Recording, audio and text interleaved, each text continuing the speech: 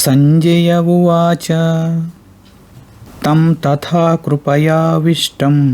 अश्रुपूर्णाकुलेक्षणम् तं तथा कृपयाविष्टम् अश्रुपूर्णाकुलेक्षणम् विषीदन्तमिदं वाक्यम् उवाच मधुसूदनः विषीदन्तमिदं वाक्यम् उवाच मधुसूदनः श्रीभगवानुवाच कुतस्त्वा कश्मलमिदं विषमे समुपस्थितम्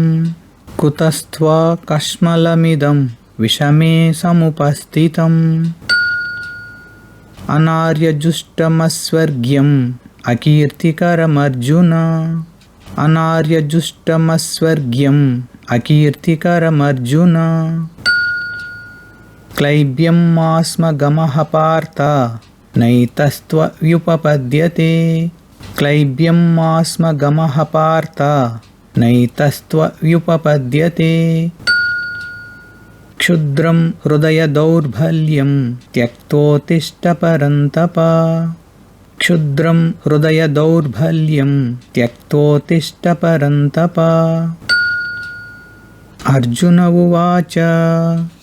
कथं भीष्ममहं संख्ये द्रोणं च मधुसूदन कथं भीष्ममहं संख्ये द्रोणं च मधुसूदन इषुभिः प्रतियोत्स्यामि पूजार्हावरिसूदन इषुभिः प्रतियोत्स्यामि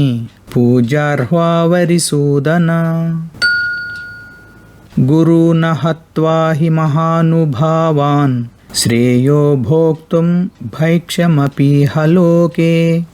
गुरून् हत्वा हि महानुभावान् श्रेयो भोक्तुं भैक्षमपीह लोके हत्वार्थकामांस्तु गुरूनिहैव भुञ्जीय भोगान् रुधिरप्रदिग्धान् हत्वार्थकामांस्तु गुरूनिहैव